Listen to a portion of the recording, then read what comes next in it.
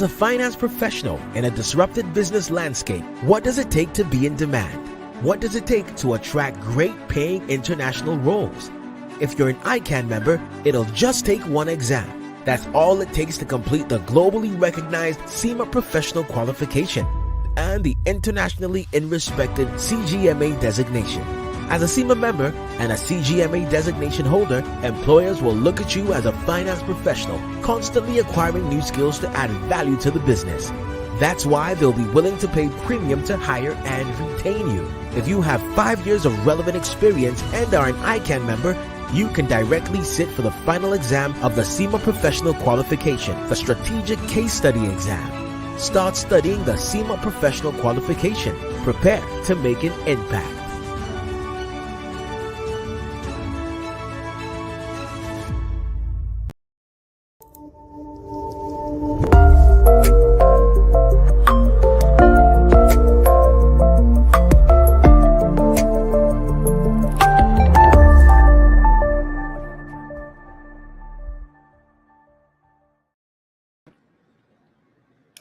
Behind every great leader, that we always say that there's always a great tale of success, and you'll find an indispensable circle of trusted advisors, you find mentors, you find colleagues, and they always say that the delicate balance of mentoring someone is not creating them in your own image, but it's by giving them the opportunity to create themselves. I'll say good evening, ladies and gentlemen. Good evening to my dear colleagues. It's so great to have you all here today.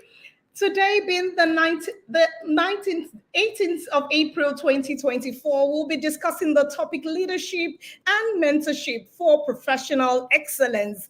You know that very topic is very important. That topic is very important for our daily lives. And our special guest for today is Mr. Cyril Azobo, FCA partner, PwC Nigeria. We'd like to go on a commercial break and we'll be back with our guests. And remember to call a friend, to call a colleague to join the topic for today. Everyone needs to listen to this topic on leadership and mentorship. So please get your colleagues, get your friends together and let them listen to ICANN on Air today. My name is Fumi Olani and it's great to be here again. We'll be right back after the break.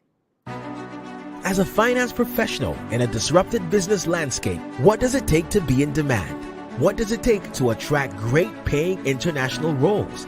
If you're an ICANN member, it'll just take one exam. That's all it takes to complete the globally recognized SEMA professional qualification and the internationally respected CGMA designation.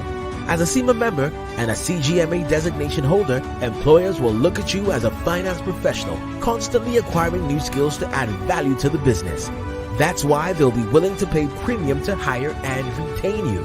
If you have 5 years of relevant experience and are an ICANN member, you can directly sit for the final exam of the SEMA Professional Qualification, the Strategic Case Study Exam. Start studying the SEMA Professional Qualification. Prepare to make an impact.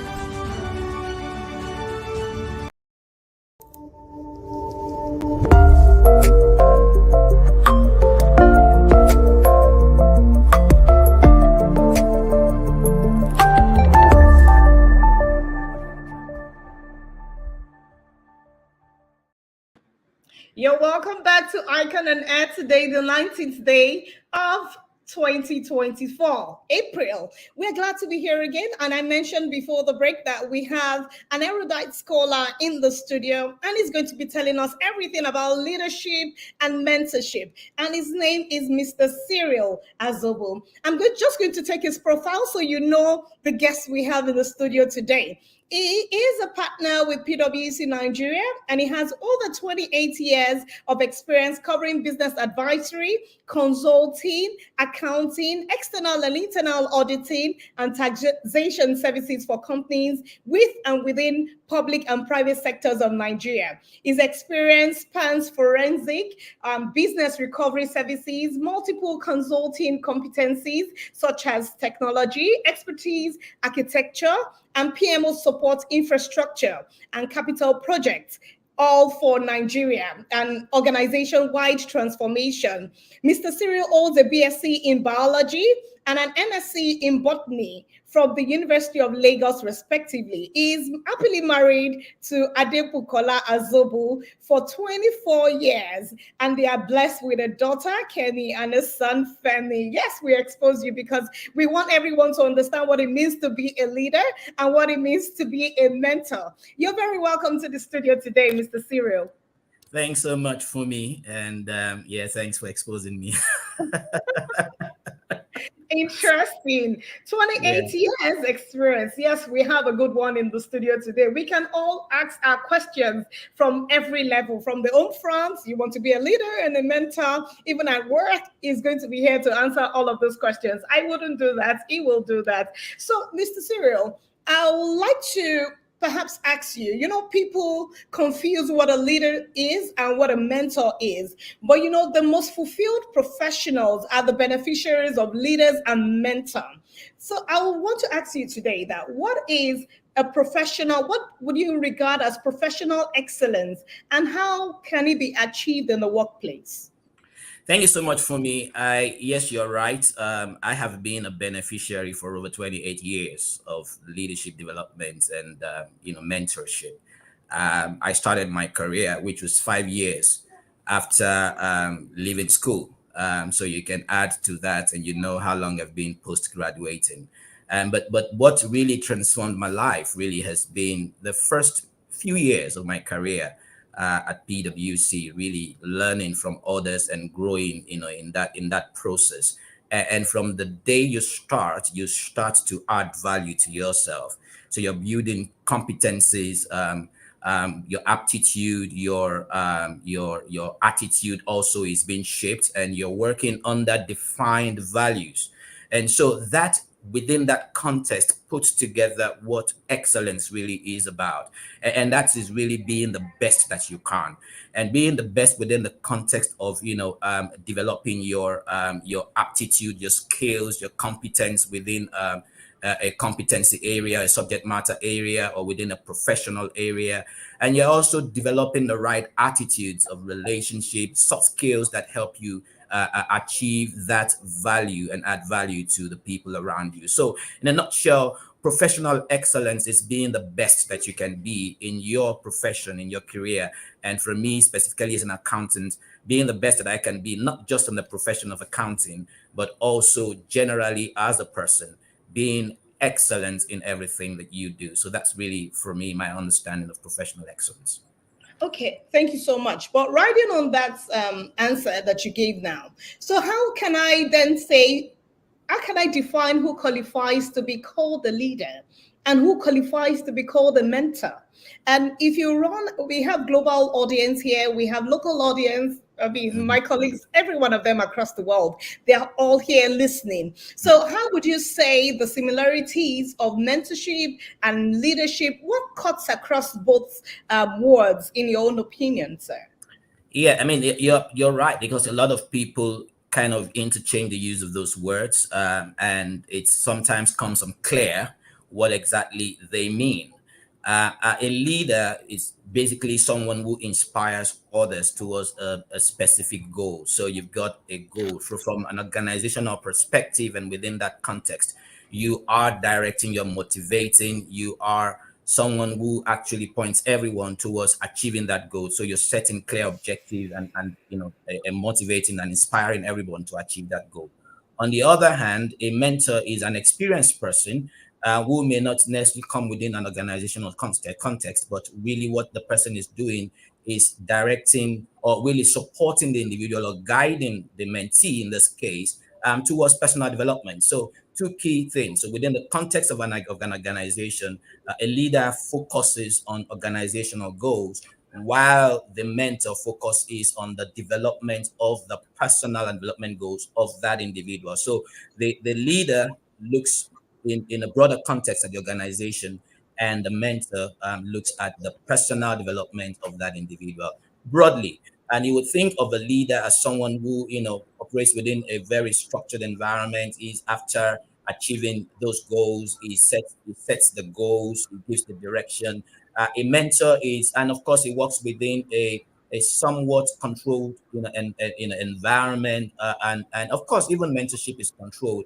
But then a mentor is more informal. It looks at it, from a broader perspective and building the skills that are required of an individual within a subject matter area based on his experience and towards a less experienced person. Okay, interesting. So I hope all of our audience are listening because we all mix it up sometimes. But I also know that there's some leadership styles and mentoring pillars that professionals should actually build. They should know. So can you just let us know some of those leadership styles and the mentoring pillars that we should know? There are quite a number of leadership styles, and I personally have, gone through training that kind of helped me discover my own styles. Everybody has his own preferences, but broadly, you would have leaders that are collaborative in nature, leaders that are, autocratic in nature, authoritative in nature. You have leaders that are democratic, or leaders that would delegate. You have, within that context, you have other types of leadership like transformational leadership, leaders that are focused towards change, the future, and transformation generally, and believing in the people and then helping them through the optimizing what their potentials are and delivering optimal value towards change and transformation. But one of the things that comes very clear to me in one of the early day training that I had, in developing my leadership skills and my leadership potential, really is around what I call what is called the SDI, the Strength Deployment Inventory, which kind of codifies in color what various forms of leaders are. So you've got the altruistic, nurturing leader, which is coded blue, and you've got the red, who are the assertive, and directing leaders. You've got the greens, who are those who are analytic. And also you have the hub, which is flexible and is able to carry everyone along. And you find that within all of this, nothing differentiates one from another. It's actually understanding your style and where your preferences really are. And it's a situation within the context that you lead would generally determine the style that you deploy, around that context. But when you then also talk about, mentorship, I think for me, a pillar becomes strong. I mean, if you look at pillars of leadership, you beyond the styles, you're also thinking things around, vision. A leader must have vision. A leader must must have integrity, and all of those characteristics that actually form and build a leader. But when you look at mentorship, you have to also look at it within the context of an intentionality. And a lot of the times people think of mentorship as something that is informal, and you might say, oh, this man is my mentor. You've never met him before, you've never seen him before, and you say he's your mentor. Mentorship is not like that. Mentorship is actually a contact experience that you have, and to make mentorship work, it has to be intentional and from within an organizational context. And one of the reasons, one of the things that I've seen that makes that program work is that it is from above. So there is that tone at the top. So it is the leadership that drives that, and people who are experienced within the organization that assigns it. They have a clear plan, and it's a strategic program that is run with a whole lot of intentionality. And it comes with identifying, and other pillar would be the proper match between the mentor and the mentee. So you're looking at people who are fit. So what is the need, for example? What is the skills or the competence or the area that the mentee needs development on? And you're finding who is best suited to support that person in building that skill and competency. And so that matching becomes very critical. So if you look at an accountant, for example, within an organization, you would say maybe the CFO or the finance inclined person would be the best person to mentor him. But that may not be the best approach, because that same person may be good, from a finance and accounting skills, but it needs more than that. Beyond just finance and accounting skills, it needs to be developed towards being a leader. And in doing that, maybe it's not the CFO that needs to mentor him. Maybe it's someone who may also need to help him with the communication skills and all of that. So it's defining what the need of that mentee is, and also finding the right person within the organization that would be assigned to him. Of course, It also thrives within the context of training and proper training for both mentors and mentees in such a way that the mentor understands what is required of him and how you can guide, how you can coach, how you can build the capacities of that individual and help him to build those competencies out, whether it's soft skill or it's within a specific aptitude or competency area. What you're generally talking about, and annexing your own broad skills and experience to guide that person through that process. So there are quite a number of pillars that support it and to make that mentoring program successful. And some others would be things like, defining what the outcomes are. You can't just undergo a mentoring program without knowing what should be the outcome. Where are we heading towards this? Even though the leader will set goals, but the mentor also looks at outcomes and it's looking at broader ways. So what are we going to get? How do we get measurement that this is working, that we're achieving our goals and not just going on a wild goose chase? And so with other things around supporting that program, so all of the processes and systems within the organization to help support that program, whether it has to do with policies around the mentoring program, the technology, the tools that you need to make that work, all of that are critical in ensuring that the mentoring process works. So within the leadership and mentoring, process within an organization, there are quite a number of things that need to be done. And for me, what is critical is intentionality and making this work within that organizational context. Yes, I heard you loud and clear. You have to be intentional when you're mentoring, and leader must also it dovetails from the leader. Yes. So interesting perception that you have. So, there's a school of thought that believes the leaders are actually born, while there's another school of thought that believes the leaders are made. We all say it, but there's also a third school of thought that says the leaders are born and are made at the same time. As a leadership coach, Mr. Cyril, and you're also a mentor for 28 years, which school of thought is right and what are your reasons? I think it's actually safe to say both, when you hang in between the two, but I'm a firm believer that leaders are made. The reason people sometimes say leaders are born is that they just look at people's personality traits. And they say because the person is assertive, is an extrovert, is likely to lead, but that doesn't necessarily make you a leader. I've always been an introvert. I'm shy, by nature. But when it comes to, delivering value, delivering results, I'm not really that shy.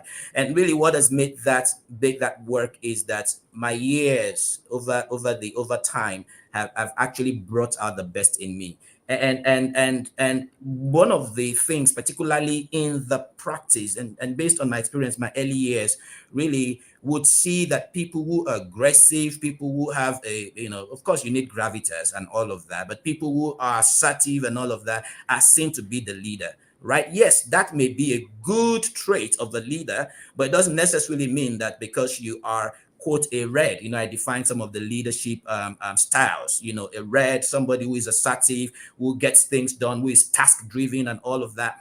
You might think that is the leader. However, there's just someone there who is just a people person, who is a blue, who is altruistic, who is nurturing, right? You find that person might be more developmental oriented. While the other one may be goal oriented. So if you look at, a red would make a more leader and a blue may make a better mentor, but it all depends on the situation. And your ability to understand your leadership style would help you, go over and beyond what your blind spots are. People just feel that once I drive everybody and get them done, things are not what they used to be, my dear. So if you look at, today's work environment, before it used to be the employer, he dictates the tone, but today it's shifted. So if you don't understand employee mentality, you don't understand the changes, global changes, across the workplace, you're not likely to be a good leader once you stick to a style. So understanding yourself, being self-aware and being able to, understand the kind of people that you have, because not everyone would be would want to go his own way. Not every other person would want to, allow him to give him all the. Of course, you give people opportunities. Not everyone would want to be handheld, but people, have different learning styles, developmental needs and preferences, and your understanding of people's developmental needs and preferences helps you to then know what kind of leadership traits that you'll apply. There's no one leadership style that is the best. Even though I like transformational leadership, but sometimes you might just want to be authoritative and then put your foot on the ground and say, this is what needs to be done. And sometimes you may need to democratize your style depending on that situation. So if you say, I was born and you can't be everything, you can't be both assertive and as you can be both extrovert and also an introvert. You can be both altruistic and nurturing and also be someone who is directing and assertive. So you have to then develop those skills and how to then adapt your style in such a way that you meet the needs of that moment. So it is developmental. All through my career, I've been going through leadership and I've had to change and, reinvent myself over and over again. So it's a journey and you have to develop yourself. There's no leader, to my mind, that is born. You only develop. There are definitely potential leadership potentials across board. Everybody can be a leader. Anyone born can be a leader. But the question is, how do you then transform somebody from your natural state to the leader that you can be? That is a development. Otherwise, there will be no developmental leadership. All right. I mean, what I grabbed from what you've said is you have to be born and be made, right? Yeah, obviously. Because, of course, you've told us about the trend, how you move from being an introvert and then now you can be more assertive and even more out there than you were before. Well, interesting conversation. Thank you so much. It's still Icon on Air, and today we're discussing leadership and mentorship for professional excellence. We all want to be excellent in all we do. So remember to call a friend to join this topic today. And we are here today. Get your questions together, and Mr. Cyril Azodo will take all the questions. FCA. When I look through your profile, and as a Nigerian and a celebrated fellow of our dear institute, to what extent will you say leadership and mentorship aids the professional excellence of chartered accountants?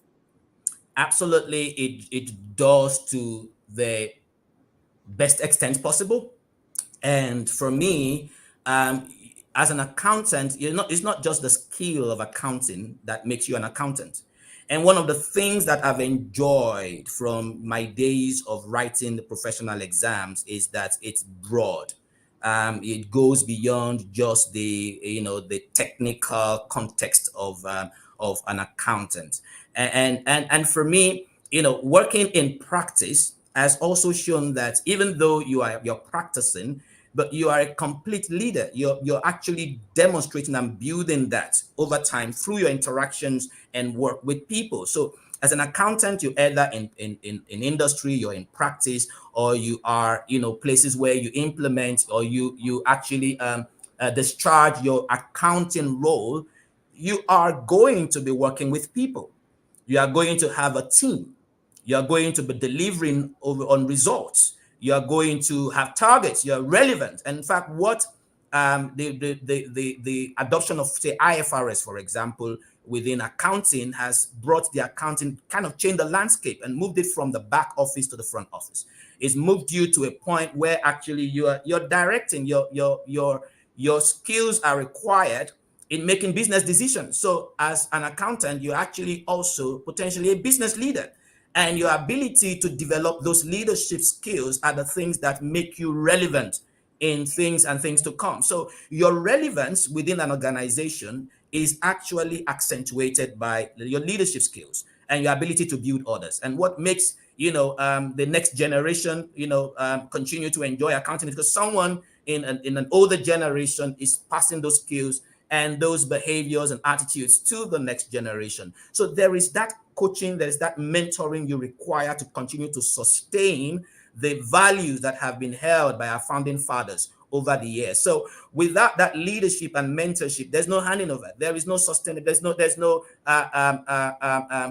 transition to the next generation. There is no you can't talk about accounting in the future. So our profession actually rests on leadership and people who would continue to handhold and direct and instruct and mentor and people to ensuring that you will become better and the next generation becomes better and better. This is what mentorship and leadership provides and offers our profession. In fact, while you were speaking, I just wanted to mention that more than a year now, the Institute actually launched the Young Accountants Committee. So that is actually well said, because we want to carry all the generations along, so it doesn't feel like, oh, there's old people. Yeah. Mm-hmm. So, as a Nigerian, and I know you're a business coach, we've seen your videos, we've seen all the platforms that you've been able to educate people about what you believe in. Can you give us a fair and objective assessment of the effort of the Nigerian professionals, especially the chartered accountants, in exploring some of the tools of leadership and mentorship? Because we just don't want it to be almost theoretical. How can accountants boost their professional opportunities and the excellence that they have? What tools can they use? Okay, I think that as accountants, I like the fact that you don't just qualify to be a chartered accountant. There's continuous improvement. There is mandatory professional development, and people often have a platform to learn and use new knowledge, experience, and all of that. I think that even within our profession, we've got sufficient and robust, I think it's fairly robust, frameworks that help the accountants to build that relevance. And if you look at your relevance in society, it cannot be overemphasized. A lot of successful business people today were primarily accountants. And you then look at the broad skills that an accountant owns. And those skills do not just keep you as, quote, an accountant. You are actually relevant within the entire societal broad context. So your continued education programs, your business skills that enables you to grow. In PwC, for example, we've got what we call the PwC professional. And that's really what makes you a professional that exhibits excellence and runs on 5 key attributes. And number 1 is about your whole leadership. You are able to lead yourself and lead others towards achieving, a goal, set goals, and value for clients and our people. And there's also the technical and digital. And so employing, new technologies, based also anchored on your technical capabilities, you are able to thrive in a changing environment and be able to offer that superlative value to your environment and society at large. And also that business acumen. And so there are also tools to build your business acumen, your ability to understand business and use your understanding of business within the context of the business itself, the industry in which that business is situated, and to be able to add that value to your client and deliver value to society at large. In PwC, we believe that our purpose is to solve important problems. Our purpose is to build trust, and so in building that trust, there's a whole lot of programs, training, development opportunities available for that person to build that. And then, of course, understanding that you require global acumen to be able to apply the simple attitude within the global context, that you can actually thrive in any environment, and then bringing in the fact that you are inclusive, you can work in any environment, and ensure that you actually providing such value. Relationships building, of course, there are several tools that you can use or several training that you can use to build relationships and add value to your clients. So yes, generally the accountant will always remain relevant as long as you use continuous development. You continue to expand your scope to keep adding value to yourself. Interesting. I love all you said about PwC doing this. You have to be deliberate about it. And because, mentors are available at all stages of the leadership life. whether at the first stage of their entering the firm, the early, the middle, and the late stage. So they have to seek out and listen and absorb the knowledge and then use it. Interesting. Well done to PwC for that. So before we go on a break, I just want to ask this particular question, because apart from the styles that you have mentioned, the techniques, there are some techniques that are known to help in shaping the skills of professionals. Could you please run us through some of those leadership trainings and mentorship techniques, apart from the ones that you have mentioned, that everyone can adopt, even a small firm or even anyone can adopt? I mean, there are quite a number of techniques, and a lot of the ones that I've seen really are things that are on site. I mean, simple, something as basic as on-the-job training, right? You have someone who is working on the job, it gives you an opportunity to coach, right? And coaching is quite key in any development program, and you require somebody who is sufficiently understanding. Put yourself in another person's shoes, recognize that you were not like this, you all also had a beginning.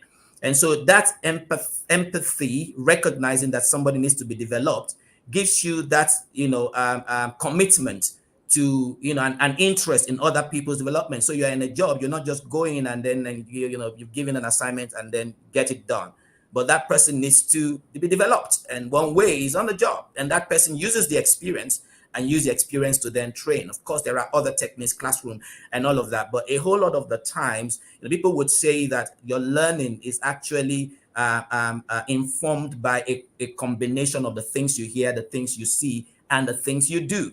And so that engagement, involvement, and all of that becomes quite important in how you make this work. So there are other things, putting people in, in different scenarios where you role play, where you give people opportunity to intern, you send people on secondment. We have the opportunity to second people. And so you're not just, you're not just within one environment or one confine. You learn how other people do things. And the fact that you actually go to clients, you learn different cultures.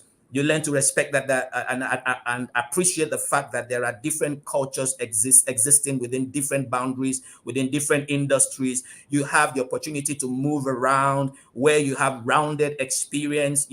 All of that for me, and within the practicality of the experiences shown, are things that you can learn from. And of course, there's the peer-to-peer, learning. You can be an apprentice, even beyond, professional circles. You're just an accountant. I chair the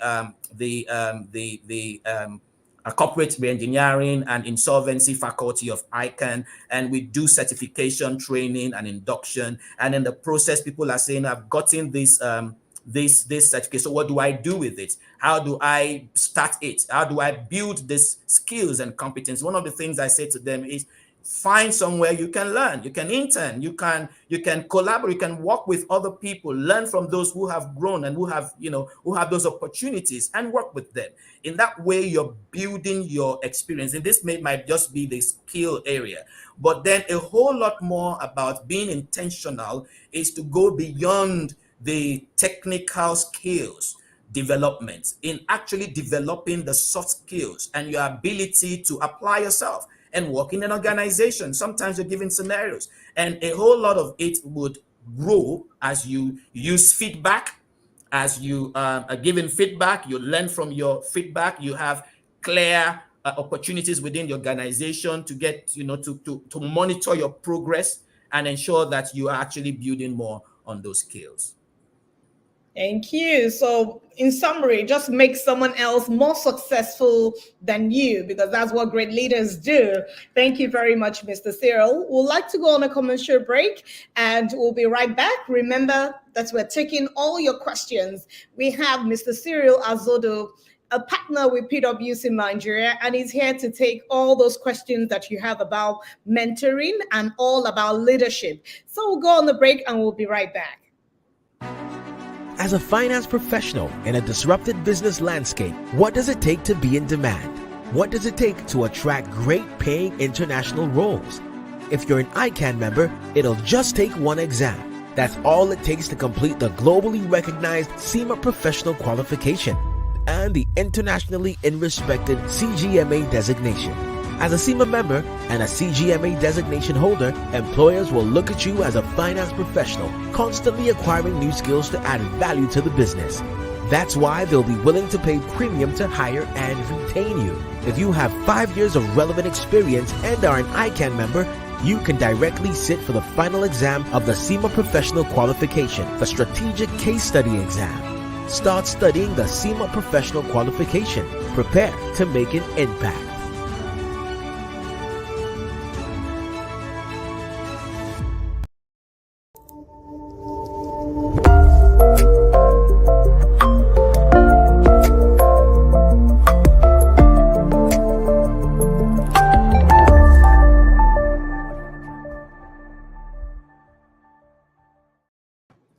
You're welcome back to Icon on Air, and we have Mr. Cyril Azobo, FCA, in the studio. He's a partner with PwC Nigeria, and we're discussing leadership and mentoring for professional excellence. So you're welcome back, Mr. Cyril. Thank you very much. Thank you for me. Thank you so much for nurturing us with those wise words this evening. So as a business leader and also a leadership coach of reputable standing, how true is the assertion that right leaders and right mentors are very scarce or perhaps not even easy to come by? Well, I think I'm not so much in agreement with that. I think you can find right leaders, and I don't mean to make it, that they're easy to find, but they are available and they are out there. It's just that there's not so much sufficient conscious development of those leaders, and everybody has that potential. And as long as we continue to apply ourselves and be conscious about leadership development, we will definitely find that there are people who have it. Maybe what I would like to, rephrase my answer would be those who have leadership potential are not really difficult to find. I think it's just ensuring that we have the right people who are directing them in the right place and in the right way to ensure that they build those skills, because leadership, it evolves. It's not, I'm not even sure whether you would say that this is the point where this is the way we're going. You just get better. And I think that you can find them. The only thing is that we don't really have them so much, maybe in the public gear, but they exist. And I think if you then begin to cascade that to, the political scene, you then wonder, do we have a dearth of leaders out there? But I think that they are not hard to find. The profession offers opportunity for leaders, and they are bound. And I believe that within the context of the work and my work environment, we have right leaders. And I'm sure there are a whole lot of other organizations that have right leaders. But the question is, to what extent do these right leaders come in the public gear? And that is why we may then, have the issue that right leaders are hard to find.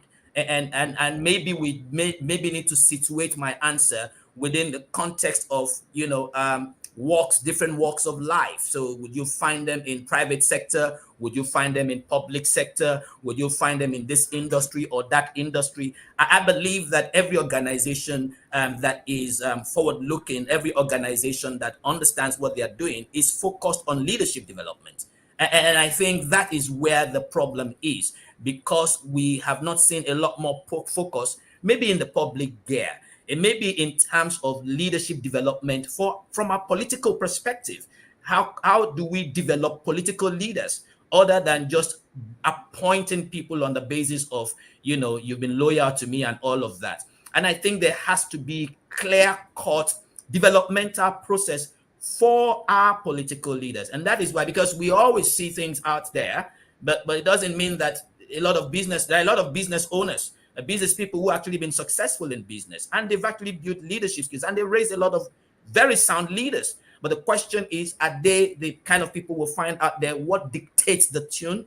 What dictates the context in which leadership is practiced or pushed? If somebody says, okay, well, even if I say I'm a good leader, for example, and I'm in the context of the political environment, right, and I am working with that within that context, how much of the leader can you really see in me based on the environment in which I now find myself? Am I likely to be the same kind of leader that I am at right now within PwC, where I have the structures, the systems, the processes, everything is in favor of me excelling as a leader, and I go somewhere else where I may not have as much support? So it's not about the leaders, it's about the system, it's about the context in which that leader operates. Am I likely to be as effective as I am right now within the context that I am? And I think that is where the issue is, right? There are a lot of people who are good leaders, but the environment in which they operate may not have enabled them to thrive in that Yeah. being good leaders. Yeah. I may not even let them be visible enough for everyone to know and see. Interesting. Absolutely. Thank Right. you. Let me just speak on that. I've worked with different institutions, and including government institutions. You find a lot of very sound minds, in government circles, right? And I'm wondering, okay, so if we have these, so why do we have problem in the bigger space? You've got sound minds and people even in government circles that are working for some of these big institutions. The question is, why isn't these things, why aren't these things rather, showing forth in the bigger space? So I think we have good leaders, but I am not sure whether they are operating within an environment that allows them to demonstrate such profound leadership skills. Interesting. Thank you so much. I'd like to recognize some of our audience here. Sunny Abdukarim from Dala Inland Dry Port, Kano. We say hello and thank you for joining us. Simon Edo Gabriel from Nasarawa State. We see Onyema Emmanuel Fagbola Temitope from Ibadan. We see Adeyinka Ogurumbi from Abuja. Thank you so much. Ismail Yusuf, Adeyinka Ogurumbi, Bukola Oloko Kayode, Luke Akmitaye. We say thank you so much. So share your questions. We do have a lot of questions already from the audience. But before I address any of the audience questions, I would like to address something, or perhaps ask Mr. Cyril. In the past couple of years, Nigeria has actually witnessed serious value system decay. It's obvious. And I know that you have the data and you're also a knowledge coach. Is there a correlation between the values that many Nigerians actually exhibit today and the quality of leadership and mentoring that they got as individuals and as a society? Can we put that together? Absolutely, there is a correlation. You can't you get people say you get the leaders that you deserve, and I think to the extent that there's no clear cut. So mentorship, leadership, like I said, intentionality is key. And if we are not deliberate about these, particularly building that within the context of the larger society, we're not likely to get better.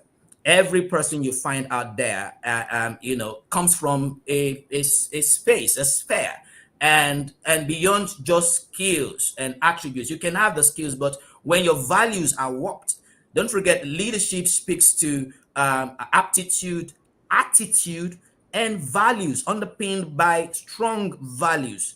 If the values are eroded, then leadership is lacking. And I think that our value system as a nation needs some relooking into. And if it doesn't flow, and let's think about it. If you want to talk about a society and you're situating within the context of the political environment, there has to be something from the top. If the person at the top is not pushing the right values or role modeling the right behaviors and leading that, you're not likely to find that exhibited at the lower levels. And so if you get the wrong people to the top, and of course the same wrong people come from the same society where things are corrupt. And so for me, is a lack of clear leadership may have just been the culprit in the current situation within the society. And there's a whole lot of work that needs to be done to correct that position. And you can take it to anywhere from the family to even the religious, sectors. It boils down to what are the values that are being pushed, you know, and if the values are not right, you can't expect that the leadership that you get is right. And you have to be deliberate about it. And it all begins with the person at the top. Thank you. So I see a question from the audience. Shosanolu Olusoji. He says, "Sir, do you subscribe to a prospective public leader going through leadership mentorship before assuming a political space?" Absolutely. In fact, that is what we need. That is what we need. You know, it's not just mentorship about becoming a politician. I mean, a lot of people who understudy other politicians, right? But if you want to be a leader, I mean, in certain other countries, there are criteria that are defined, and those criteria are not defined within how many political words can you deliver, how many states can you deliver. It's about your person, it's about who you are. And I think that leadership development is key. Maybe one way to start is the current leaders, and those in politics, and each party must maybe come up with a plan. What plan do you have to develop real leaders within your, not just political leaders, but real leaders who are strong in character, leaders who have been proven to have integrity, leaders who are accountable. For me, those are the key things. It's not just leaders who can deliver on promises per se. I mean, yes, you have promises, but leaders whose personal attributes are key. And for me, that has to be pushed at the very grassroots level, at the political level, before you can aspire to be a local government chairman, before you can aspire to be a party leader. You must have certain qualities, and these qualities have to be defined. And the people who are defining these qualities in themselves are people who subscribe to these behaviors, who subscribe to these, to these attributes, and such that once we start to see the emergence of good quality leaders at those grassroots level, it will definitely filter up into our political terrain. Yes, I agree. I hope our leaders are listening, because yes, we need you to be scrutinized or perhaps go through this school of leadership and mentoring before you become who you are today. Yeah? So Mr. Cyril says so. And I got someone speaking in the affirmative here. Oka Miogu Paul. He says, "I absolutely agree with you that leaders abound, but not in the public glare." Thanks for that statement. So I just want to say thank you, Ajayola Dikupo, for streaming live from Egbeda, and also Mukta Musa Bako from Abuja. We see you. Oma NS Chukun Naru has a question, and he says, "Sir, in the ever dynamic workspaces and emergence of newer definition of work roles and workspaces, what leadership style suits this emerging changing dynamics of this age?" The age. I don't know if it means the Gen Z, but you can put that together. Thank you. I actually did mention a few leadership styles, and I think the one I would like to subscribe to most, and particularly in this ever-changing world, is transformational leadership. It begins with a leader who can look deeper into the future, a leader who is future thinking, and a leader who thinks about change, constant change, and is able to apply himself and is able to envision. So how do I respond to this change, right? You're looking at mega trends. You're looking at the things that are shaping the world that we are in today. And if you're not changing and you're not dynamic with it, you will soon fizzle out. And so that style of leadership looks at, so this is what the future holds. This is what I see coming. And therefore, how can I adapt? How can I build capabilities that would respond to the coming changes? How do I ensure that I transform myself? So things around adaptability, resilience, and building such skills amongst leaders, would be critical in making you survive, and your understanding of the people you work with. Because again, one of the things that differentiates between a leader and a mentor, which is a leader looks at the organizational goals, it looks at goals is set, and is able to, direct, inspire, motivate employees to achieve that goal. So it's that organizational goal focused. But a transformational leader looks beyond that, because he embraces mentorship that looks at the individual, because you need people to deliver those ambitious goals. You need people to deliver on those goals. So a transformational leader is also thinking about how his employees can adapt to change, and how the people he is leading are also developing. He sees potential within those individuals, and is also working within those individuals, or within his employee, or within the people he's leading, to prepare for change and adapt to that change. For me, I think transformational leadership is quite critical in our generation out today. And when you ask a number of CEOs today globally, they actually put that in the fore, about transformational leadership in this very massive changing business world, or world that we find ourselves in today. Thank you. And I see from Miss Dr. Lisa Agbakoba San, he said, I recommend our leaders to read Coming of the New Deal and how FDR turned the US out of depression by uncommon transformational leadership. Thank you so much, Dr. Agbakoba. It's great to have you in the join us today. Amat Jauro, he says, what key qualities do you believe are essential for effective leadership, and how do you cultivate and exemplify these qualities in your own leadership style? I think first, a leader must be visionary.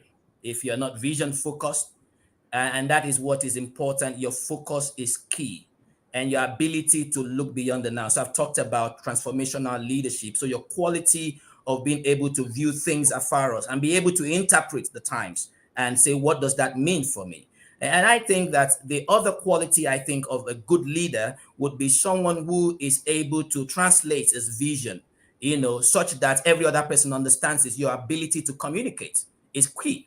Your ability to reach out, your ability to say, how do I convey this vision? A lot of people who have good vision, they know where they are going, but every other person is lost.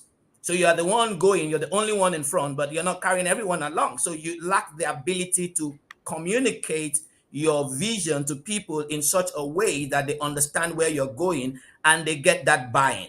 And so you're not beyond your beyond your communication skills and ability, you also must be collaborative and be able to carry people along.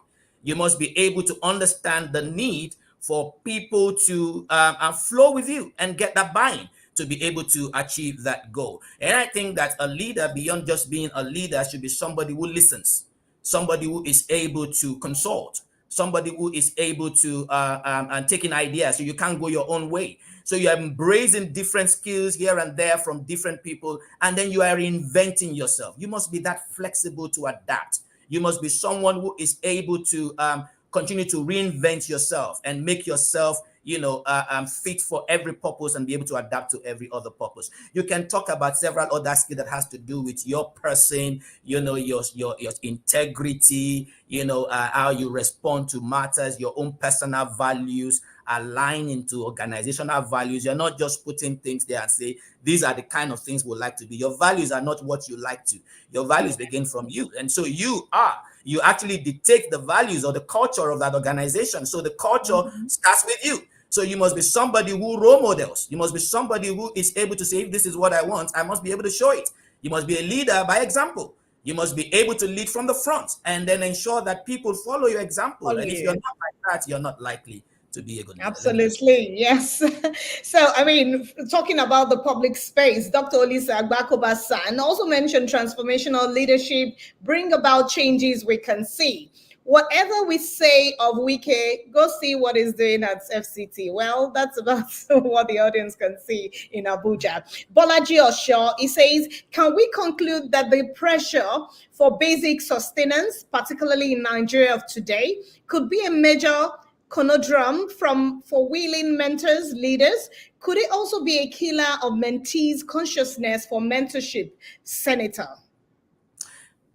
So that's a very interesting question, really, because if you have great values, you cannot blame your behavior on the situation of the things today. A leader will always be a leader, regardless. A leader will always behave right, regardless. I cannot use the excuse of the pressure we face today and not do things right.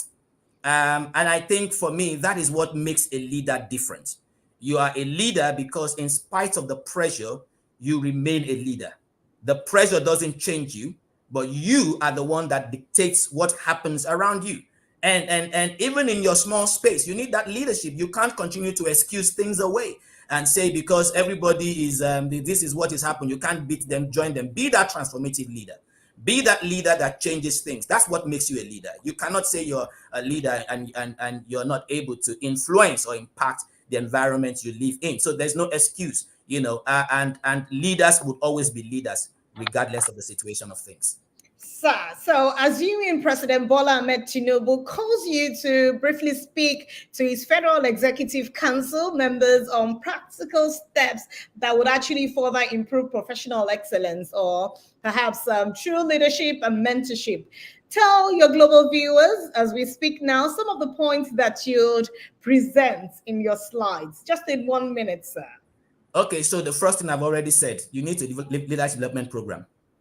You need to do that. You may not, of course, you expect people who will hit the ground running, right? You expect people who you appoint into your cabinet to hit the ground running. And I reckon that you'll have gone through a process to determine who are the people I bring on board. But I think that ensuring that continuity and constant feedback and constant realignment with what is your set goal, what are the things that you're looking towards, and delivering on that, those are critical for me. And I think we need people who are empathetic enough and people who are not just patriotic, but empathetic enough to understand the environment that they serve and be realistic in terms of how they address the matters on ground. Sometimes strict knowledge might be useful. It's not all the time that we bring in, the business, school ideas, the Harvard ideas, and all of that. Mm-hmm. Sometimes the things we face today may have defied all of those things we learned in business school. It may just be common sense. It may be street smartness, right? And how do we then employ that in such a way that we are able to use that to solve the problems of today? So real thinkers and people that are really focused on addressing the matters that we have, the issues that we have today on a pragmatic basis are critical for us to move on. I think my 1 minute is gone. Thank you so much, sir. But I also know that we have knowledge gap even within the professional accountancy profession. And we always like to build capacity and professional excellence. So maybe in less than 1 minute, you can tell us how we can fill that knowledge gap, especially when it comes to building capacity, being the mentor of tomorrow, even in today's economic issues. Yeah. With all of the things happening, yes. I realized that you actually did mention that there is a mentorship program within the institute. Yeah. And I am not sure how well that has worked. I know that I have been approached. So my friend is in the background, and he's usually would get us to talk about, how can we support the institute and provide mentorship. I haven't seen anyone assigned to me yet, because I'm saying it has to be intentional. If we don't drive that intentionality, is just a good buzzword and things we just speak in the air. We have to have somebody who holds that program and provides the necessary structures and systems and processes that make it work. And yes, otherwise it would just be nice to have. There has to be that intentionality to make it work. Thank you very much, Mr. Cyril. We truly, truly appreciate you coming into for the program today. And I've gotten approval to say this is just part 1. Episode 2 will come soon with the same Mr. Cyril. Tell us everything about leadership, mentorship, even coaching, anything whatsoever that we need to become excellent even in our profession. Thank you so much, sir. And remember that we have the Young Accountant Development Committee. We'll call you very soon to mentor them. Thank you so much, and we truly appreciate you on the program today. Thank you for me. Appreciate it. All right. So I'd like to take a couple of announcements. I hope you all had an insightful discussion with Mr. Cyril today. Thank you very much for joining us. A couple of announcements. We have the annual dinner and awards program coming up on the 4th of May 2024. Nominations are still open for Young Accountants Award 2024 at the annual dinner and award ceremony. So you can reach out to the Institute for more details. The fellowship conferment ends April 29, 2024, 12 more days to go. And the amount is 175,000 Naira, 11 a.m. at Abba Point. And ICT Conference, Digital Economy, Navigating the New Frontiers. It's a virtual training, April 29, 2024. Please reach out to the Institute for all of these packages that we have for you. Once again, we want to say thank you so much for being part of today's topic. The topic, Leadership and Mentorship for Professional Excellence with Mr. Cyril Azobo, FCA, the partner PwC Nigeria. So next week, we'll have an interesting session with you again. We hope that you'll be here on Icon on Air, 6 p.m., same time as usual. Thank you so much for being part of the Institute's program. My name remains Fumi Olani. Do have yourself a restful evening. Thank you.